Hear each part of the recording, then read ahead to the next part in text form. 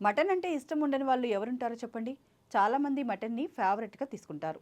Mutton curry, fry, biryani లాంటి రకాలను వంటలు చేసుకోవచ్చు.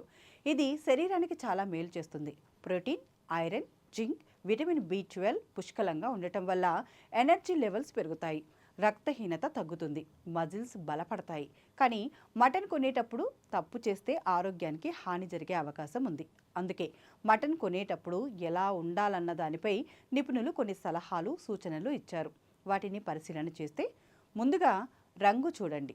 తాజా మటన్ అప్పుడే కట్ చేసినప్పుడు బ్రైట్ రెడ్ లేదా డార్క్ రెడ్ రంగులో ఉంటుంది. కాస్త గోధుమ రంగు లేదా బ్రౌన్ అయిపోయి ఉంటే అది పాతది లేదా నిల్వ చేసిందని అర్థం చేసుకోవాలి. అలాంటి మాంసాన్ని అస్సలు తీసుకోకండి. మరీ ఎర్రగా, ఆర్టిఫిషియల్గా రంగులాగా కనిపిస్తే కూడా అవాయిడ్ చేయండి.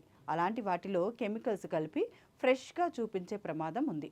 తర్వాత చేతితో తాకి చూడండి. తాజా మటన్ గట్టిగా, ఎలాస్టిక్గా ఉంటుంది. పట్టుకున్నప్పుడు జారిపోదు, స్ప్రింగీ ఫీల్ వస్తుంది.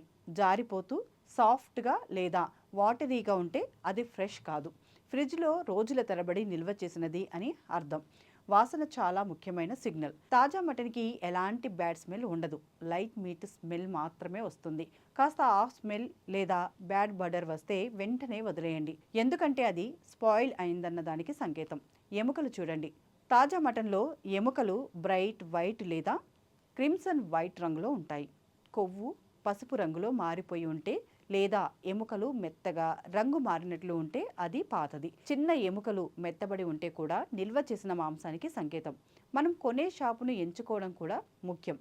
లైసెన్స్ ఉన్న శుభ్రమైన షాపుల నుంచే కొనండి.